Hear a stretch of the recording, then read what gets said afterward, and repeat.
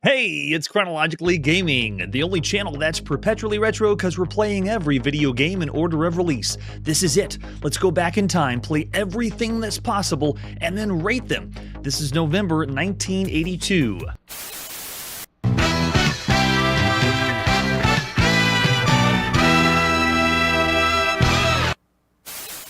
It looks like we're not leaving Japan anytime soon. Our last game was on the Fujitsu FM7 home computer, and our very next game is Super Zaxxon in the arcade. Now, I saw some sources say this could be the end of September, early October. It's definitely in North America, at least by this time, but the very first time you ever saw Super Zaxxon was... It's gotta be better than original Zaxxon, right? Here's the advertisement flyer for Super Zaxxon. This is our 483rd game that we've seen in the arcade. It's all started here, and it's all going to die here in the arcade. This is the Supreme Space Challenge, and this was originally made by Sega. They did everything, especially in Japan, developed and published it, and then it was published by lots of different people. It was picked up by Centuri, and even Atari published Super Zaxxon. Yeah, there we go, another ad. With the arcade cabinet, flash on the front. And this one had the back of the advertisement flyer with this boss dragon, which looks nothing like the dragon in the game, if anyone remembers Zaxxon or Super Zaxxon. There's a really cool boss at the end. It doesn't look anything like this dragon, though. It is big and impressive. Yeah, there he is. Huge dragon. Oh, yes, if you've played it, yeah, it is a very, very fast game for sure. There's the arcade PCB, and there's our controls. It's another video game with a trigger stick. We have 8-way joystick and the trigger, and then a fire at the... I believe it's got a fire on the trigger there. Yeah, it's a little button at the top and another fire on the side. Sweet. And you can see it showing you the three-dimensional perspective. Like you move the joystick around, how you're going to move left and right, how you're going to lift and lower your plane, because it's all in 3D now. There's our controls. Yeah, all you do is you move and you fire and you shoot everything up. There's the arcade marquee for Super Zaxxon, at least the Sega, one of the original Sega versions of it. Sweet. And then we got some uh, fan art, and it's just so cool seeing Zaxxon again, because we originally saw Zaxxon in the arcades at the beginning of this year, 1982. Oh, nice. With the super sleek, cool view. Let's check out the operator's manual for Super Zaxxon. Wow, very, very nice. You usually don't see this much color on operator manuals. Tell us how to play the game. What do they say? Do they even say isometric? Do they actually, on the show, I changed all the viewpoint of video games to be just, if anything, is axonometric. In other words, if it's isometric, dimetric, trimetric, anything that's close to that kind of view, they're all the same thing. Okay, so yeah, Sega tells us it is a microprocessor game. Got it. Yep. Oh, there we go. Super Zaxxon is a 1 or 2 player video game that presents the player with tremendous challenge and excitement never before experienced. The three-dimensional like isometric graphics, they do say it right there, are produced by projecting the picture at a slant on the screen, putting the player in remote-controlled realism with his Super Zaxxon playership. The playership climbs and dives and strafes to maneuver through many obstacles it encounters in its flight, and it has unique play action, and it is unique. I hit on this when we played the original Zaxxon. You fly at supersonic speeds. When you make it through the whole fortress, Super Zaxxon lures the playership into a foreboding tunnel, so there is no open space areas like there was in the original Zaxxon. We have the roar of space wind as we soar out of the tunnel, and then we have the boss, which is a fire-breathing dragon who can destroy the playership with a single breath of fire. So there you go. That's how they explained Super Zaxxon right now in November 1982. Let's go to the arcade and play some Super Zaxxon by Sega. Beginning of November, for sure, maybe even earlier than that.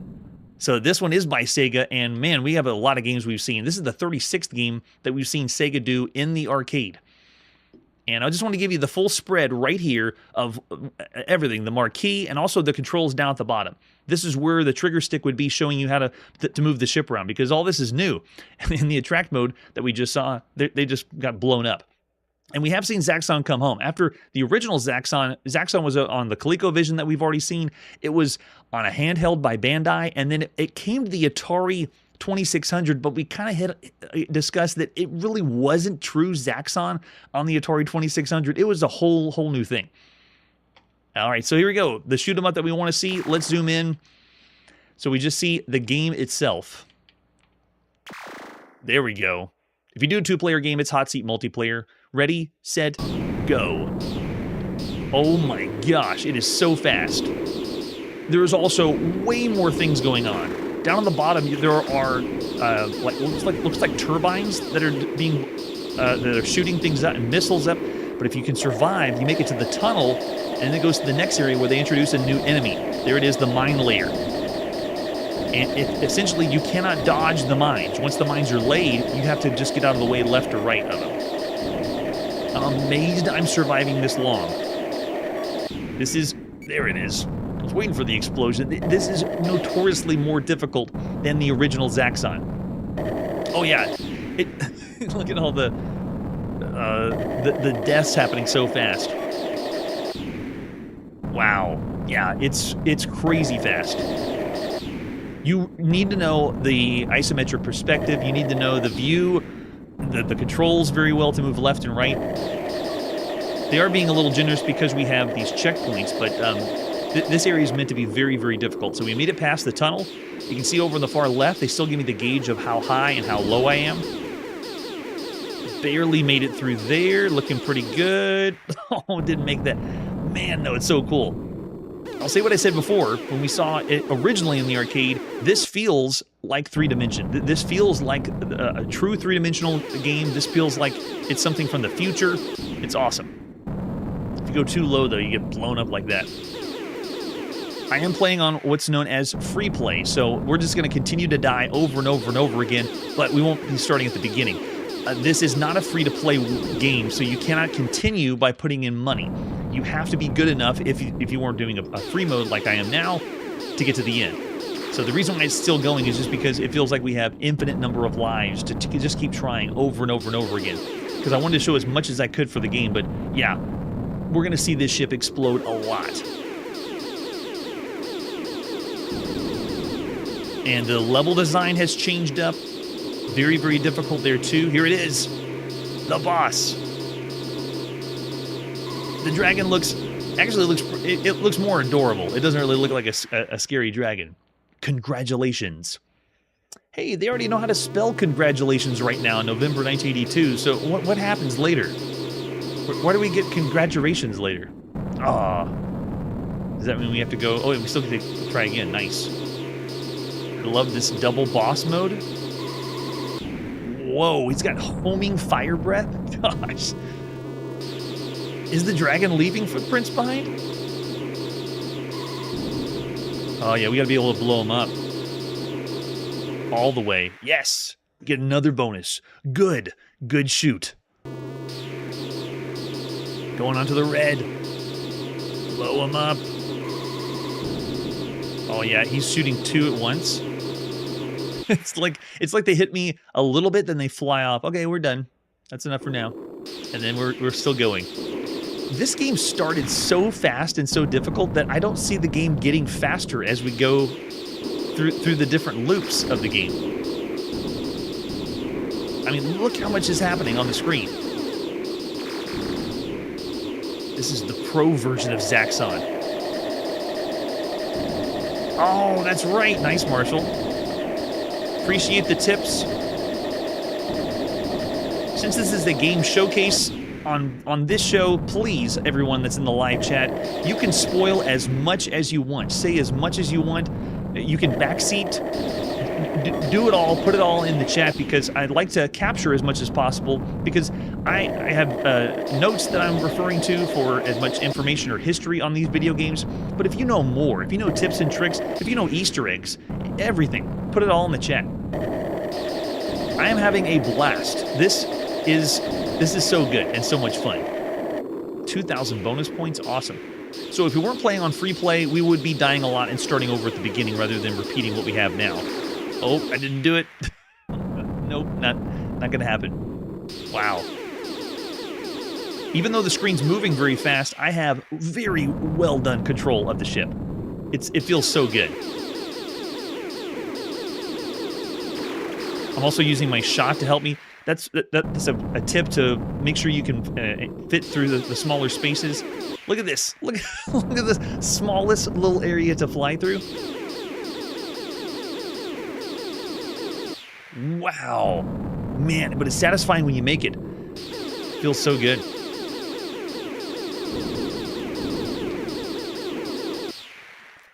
So much fun, though. Even though after all the deaths, it's great.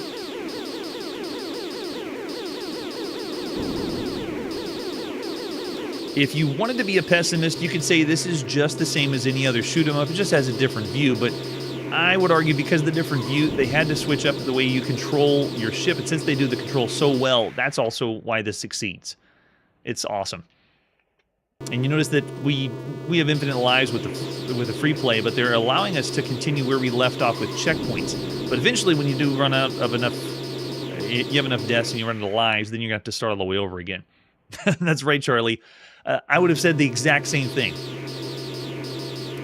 Zaxxon is to Super Zaxxon as Defender is to Stargate. Yeah, there we go. Awesome.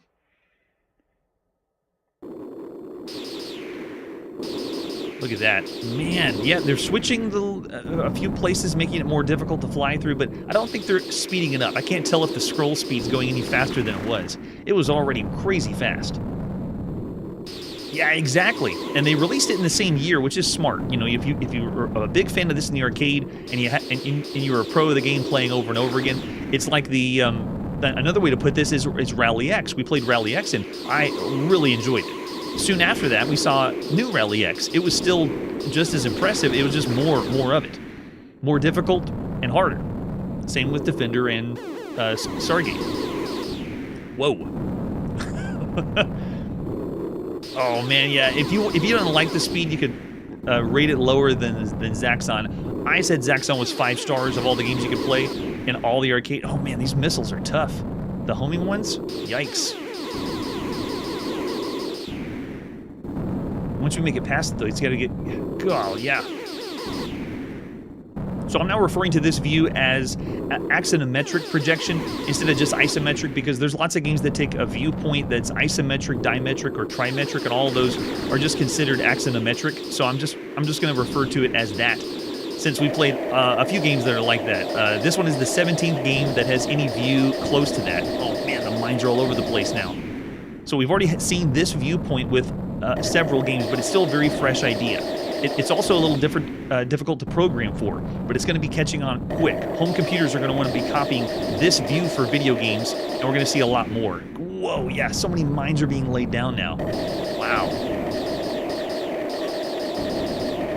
Also, another thing to point out, when I play these on the show, I tell you what the controls like, since you're not experiencing it yourself.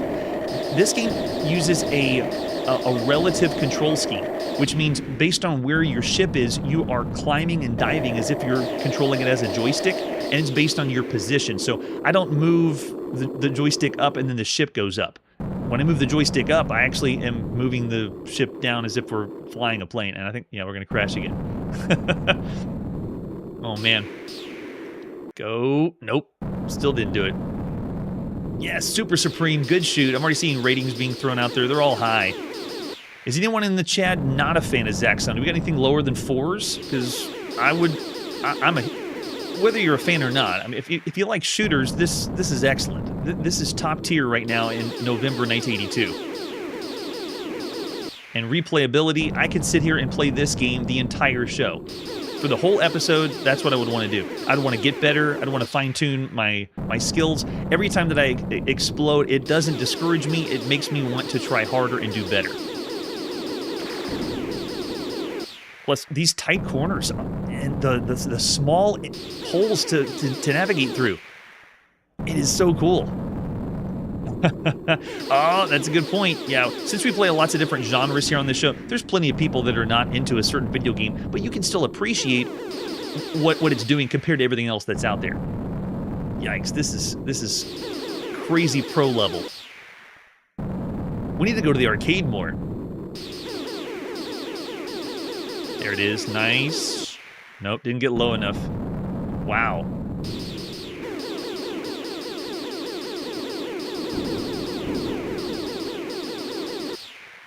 Oh, wow. Just got to go one notch lower, just a little bit.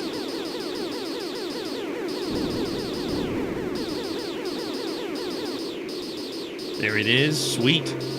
So Super Zaxxon offers a slightly faster gameplay, a different set of graphics, different stage layouts, a few more enemies, like that mine layer that we saw, and the indestructible turrets. The game otherwise is pretty much structured the same and has similar goals.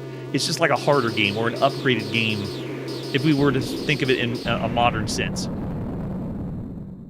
The other thing, too, is the boss of the first game was called Zaxxon. In this game, there is no boss called Zaxxon, which means Zaxxon is not in this game. Super Zaxxon does not have Zaxxon. In the original, you're confronted with the large walking machine. This one has the 3 different robot dragons. Yeah, not real dragons, robot dragons. And this is all taking place on an asteroid base. Oh man, I love it though. Oh, I'm sure there is. There's got to be a slowdown hack for it. It is very, very fast. I encourage it. I love it. I'm still having a blast with it. So there you go. A taste of Super Zaxxon. Brand new in the arcades right now. I already saw lots of ratings for everything that's up to this point. 4.5, some 4. I didn't see anything lower than that. So I can see everyone's definitely way above average for all the games you could play in the arcade up to this point. If you're just now tuning in, our 5-star rating system is based on right now, November 1982. If you say the game's broken, of all the games you could play in the arcade, you're somewhere in the 1-star range. If you say this game is bad, of all the arcade games right now, you'd be somewhere in the 2-star range. If you say this is pretty average for an arcade game right now, you'd be somewhere in the 3-star range. If you say this is a great game, excellent game, above average game, this is a 4-star range. If you say this is one of the best games you could play on every game right now possible in the arcade, then you're somewhere in the 5-star range. Yeah, so I see some 4s. Oh, Errol, there you go. That's a nice record. Sweet. Even though I rated the original Zaxxon 5, I'm still going to say Super Zaxxon 5. Just like when we saw Rally X, when new Rally X came out, it was still hot, it was still good, it's still one of the best. Super Zaxxon is one of the best. You will understand the speed. You will get used to it, and you will play to succeed. It is a good shoot. There you go. All right, after Super Zaxxon, let's see what is next. We're next going to the Commodore VIC-20, and this is Swarm. I had alluded to this or said something about this before.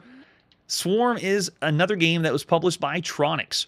Look at the front of that box. Really, really well done. For a home computer game, especially on the VIC-20, that makes you want to go back to the VIC-20. Don't worry about that Commodore 64 in the corner. Man, great front of the box. This should not be confused with Swarm, that's the arcade bootleg of Galaxian that we saw in the arcade, or Swarm on the Acorn Atom, or Swarm that's going to be on the TRS-80. This is a completely different Swarm. Has nothing to do with those swarms.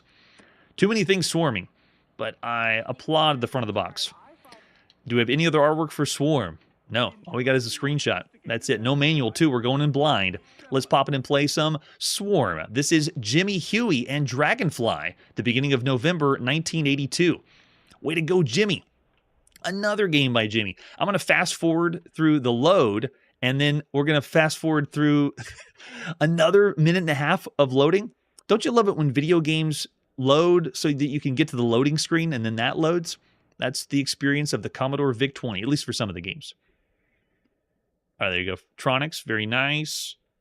All right, so this allows you, with a joystick, to select the level. Look at that. Whoa! We got 40 levels that we can select if we want to. But what they mean by level is just the difficulty. So it's just going to get faster, and it's not really like you're going from a stage to another stage. All right, we'll just start with level 1, our 310th game we've played on the Commodore VIC-20. Lots to love out there. Let's see what you got. It's also the third game we've seen by Tronix Publishing.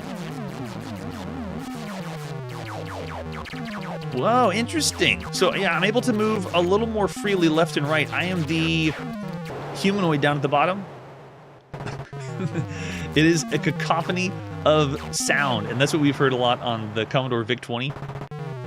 Wait a second, I'm getting some vibes here as I play. I do have I'm not just moving left and right and firing, but it makes me feel like I'm playing a Jeff Minter game, though. Not from Jimmy Huey. Wow. Several different enemy types. Lots of freedom to move around. Wait a second, look what's happening with the green dots or the starfield in the background. My shot is slowly moving them as if they applied a little bit of physics to the stars. Yeah, right? Isn't it like a mix of both? Because we're actually, I'm seeing enemies that one enemy reminds me of Phoenix, and then we're also getting these enemies that are coming down really close to Centipede. It's like as if Centipede broke apart and they're not organized coming at you. Because every time I die, the stars flash in the background. Watch, it explodes, and it does the Centipede animation. But it's not true Centipede. It's like close to Centipede, but I'll still call it's a Centipede variant. Definitely taking inspiration from it. Firepower is intense. On the Commodore VIC-20, you would enjoy this. You'd have a lot of fun. Game over. Now, what if we pick, let's just go crazy and see what level 20 is like, since we can't. It's probably going to look exactly the same. Yeah, it's going to be the same. No difference. Oh, yeah, just everything's way faster. Holy cow, yep. It's like when they sped up Super Zaxxon. You have to remember that you can not just move left and right, you got to move up and down, too. And we have an indestructible enemy. Wow, it's amazing. So at this point, we've already seen a few games that Jimmy Huey has done. This is the 5th game so far, and it was... The developer company was called Interesting Software, and then now we're hearing it's called Dragonfly Software. So he's done other games like Kid Grid or Space Freaks are some other examples. This one is yet another quintessential Commodore VIC-20 games. Yeah, it's got to be, right? For copyright reasons? Most likely, yeah. So we have the eggs that are 1 point each to shoot. The queen, which is the big one. The dodo claw that's out there. The android wasp swarm. The rhizopod and rhizopus, which are the ones that are indestructible that are coming across the screen. and then just random eggshells. So lots of things to shoot at. But now you understand what I mean, where don't get excited when it says you can select the game level, because all is the difficulty. Like if we go all the way up to 40, this thing's going to be blazing fast, I bet, right? Did I say Huey Lewis or Jimmy Lewis? Yeah, look at this. Whoa. This is going so fast, it reminds me of when you play MS-DOS games on a way faster CPU. This is what it looks like. Yeah, and we're dead that fast. Oh no, we're not done. I can barely, yeah, it's because I can't dodge the giant queen that flies across. Wow. That's insanity. But it's also like a lot of the games we've seen on the Commodore VIC-20 that allow you to go that fast. Yeah, that's a good point. We have seen a few of the games that are having lots of characters on screen, lots of action, but there is slowdown. This one didn't have any slowdown. So way to go, Jimmy. Nice job. There's Swarm. Of all the games you could be playing right now on all home computers, every home computer that's out there, Swarm is actually fairly average. There's not really a power-up system. It is an homage to Centipede for the games we've seen. It's using the theme of insects, you know, shooting insects, even though it's like space insects. This is the 29th Centipede variant that we've seen up to this point. Lots of other games that play better, more interesting that you can see or play out there. Looking over the chat, I actually see some 3.5, still around the average range. I won't be as kind because we've seen a lot. There's a lot of games that contend with this one. It is high quality, though, for the Commodore VIC-20. Maybe 4 stars if it was only on the Commodore VIC-20. But I'll say 3 up to this point. Oh, yeah. There we go, Ariel. 4 for the Ariel's same pace as me. All right, so after Swarm, what's our next game? We're back in Japan on the Pyuta. The Tomy Tutor is what it's going to be called in North America, and this is Traffic Jam.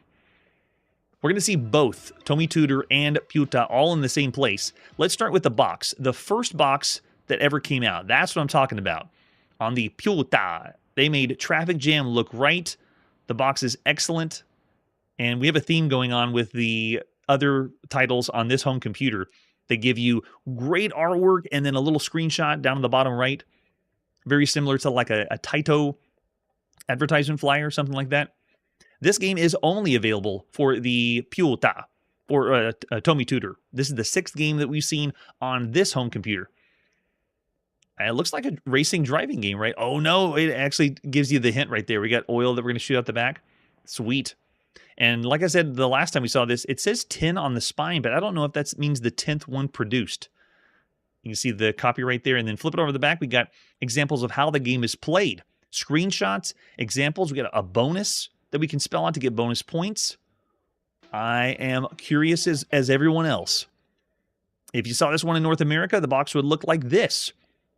It's too much notepad paper because it was marketed for kids, ages 6 and up, so you can have a lot of fun. Yeah, there we go. There's the cartridge that you would have seen in North America. You can see the copyright's 1983 because we're playing everything that was released first for this home computer in Japan. Later in 1983, this is released as the Tomy Tutor, and we're going to get all the games, well, some of the games, not everything that Japan got, we got in North America. If they were too weird or crazy, we didn't get that. Here's the cartridge you would have seen in Japan on the Pyuta with an example of the screenshot. And we have the manual, and it is the North American manual, so we can read it. So here's how to play Traffic Jam. How do you play Traffic Jam? Well, first you get ready, make sure the computer's hooked up. The object is change the color of all the city streets blue, driving everywhere on the map. Earn bonus points driving over letters. Bonus, picking up the gas cans you find in the streets and colliding with other traffic with the protecting shield flashing. Watch out for cars, roadblocks, and the steamroller. And there's our controller. We have the Joy controller or the joystick controller. We play a lot of joysticks. I want to try the Joy controller. It is a 1 or 2 player game, but it does have hot seat multiplayer. You can't play at the same time. And it does do the amateur or pro level like we've seen on the other games. And then there's the play action. You have 4 cars on the street, and they give us rough picture. I can barely make out the scan there, but you can see they're telling us what everything means. Challenge level that you're on in your car. And then they even give us, in the top left, some tips and tricks, and then the score down here on the bottom. Nice. If you want to play again, hit return. And we get the idea. Let's pop in and play Traffic Jam. This is only on this home computer in the beginning of November 1982. So I have the Tomy Tutor. We are playing it on that computer, even though right now the only time you could play this was on the Piuta. So if you really should be looking to make sure that we don't have any Japanese text.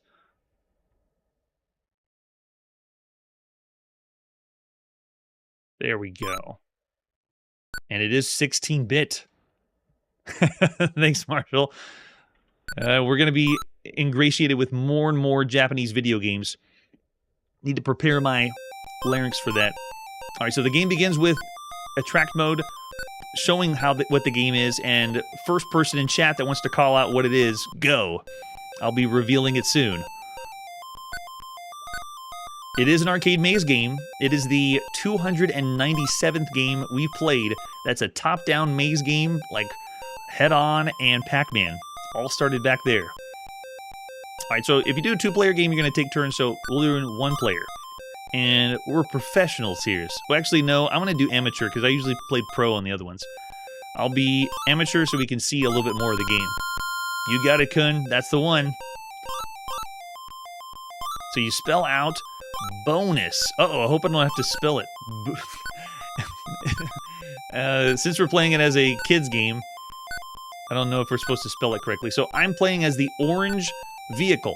I'm driving around. I am making all the roads blue. I have one button that I can use. When I use that one button, then I turn not into painting the roads. I turn into like a police car. Like that. And you can tap. Oh, it ran out right before I... So it is another at-will power-up that you can use whenever you want. And you have, I think, one... Yeah, they're down in the bottom right showing it how many we have left. And then randomly, you're going to have oil cans that show up on the road. If you pick those up, then you get another power-up. But we get constant music happening in the background. Since I died... Oh, they saved it. Nice. If you look over on the left side, the steamroller is removing my beautiful blue road. They're a pest, a nuisance, and we must get rid of them. All right, I guess they're gone now. Okay, good. Oh yeah, what is up with the buildings? Are they going for... And it's really not like an axonometric projection. It's something totally entire... It looks like something that MC Escher would do. Or maybe Salvador Dali. Yeah, it's a top-down view, trust me. Got the bonus. Hey, I didn't spell it, but they still gave me a bonus. Alright, so every now and then, the cars will turn into... There we go, you can turn them back with your power-up into the steamroller. The presentation on this one is great, and this is also very, very fresh. The top-down maze game is not. We've seen plenty of that. Oh, he changed direction. But something that's this close to the arcade... Oh, I just realized how dangerous it is to go down here. Look at this. That really long strip. And then make your way through. Maybe we can get the rest of these knocked out before another steamroller shows up.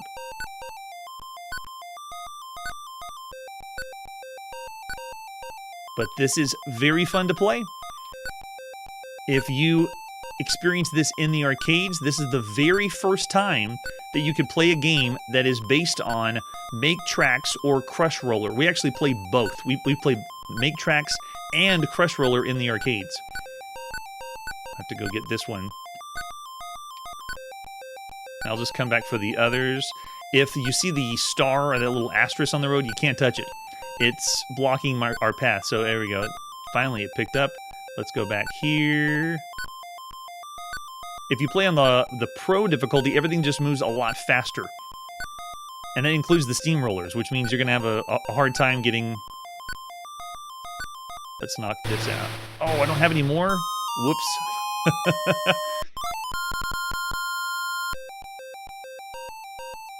We'll see other variations of the arcade game at some point. Wow. When we get everything painted, it turns rainbow. Move on to another level, and now we got a bridge that's crossing in between. Maybe we could try to actually spell bonus and get more bonus points. No, not BU. Let's go cross over and get BO and see if it... oh. This thing's all over. And I have no more of my police power up to do. And when we get the game over, return, then you start over. See how many levels you can play? If this is your cup of tea, then this is the only way to experience this at home. At least the Crush Roller or Make Track style game. This plays well. This is a great arcade game. It's another one of those titles that it's just really good to have at home. So if this is not really the best style of game that, or you're really tired of maze games at this point, which I don't blame you because we play lots of them, but this is pretty good. So there you go. That's Traffic Jam. It's very, very well done. Presentation is excellent, and as far as all the games you could play across all home computers, it's unique that there's nothing else like this. So I actually can't call this just average of all the games you could play, especially when you think of maze games or Pac-Man themed games or top-down maze games that we've seen on the Texas Instruments home computer or other home computers. That's right, Manly. We didn't really shoot anything. We'll call it a good shoot. I see some higher than averages, 3.5 stars that are out there. I'm actually going to go one higher. This is a 4-star game for all the games you can play across all home computers. There's a few arcade games that are hard to come by at home, and this is another one that's really hard right now. So 4 stars for Traffic Jam. It's great. It is an excellent, excellent game. Yeah, lots of 3.5s that I see too. Sweet. All right, that's where we got to put our video game playing on pause. No more quarters in the arcade or money to spend in the arcade. Thanks so much for joining me on my quest to play every single video game everywhere. Thanks for everybody pointing out all the games we missed, because they're all in the backlog right now. Let me know if there's anything else that we haven't seen up to this point from earlier, the 70s, early 80s, because after 1982, I want to be able to cover everything before moving forward.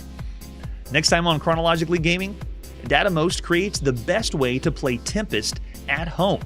Turtles for the Piuta. And if you've ever dreamed of a journey through time, then the newest arcade game is for you. That's it for today, and like I always say, just add super to your game to make it faster, more challenging, and look cooler. Hey everybody, thanks for checking out the channel and joining me on my quest to play every single video game in order of release. We'll be streaming live every weekday at 9 p.m. Central, so join us and let us know if we missed any games along the way.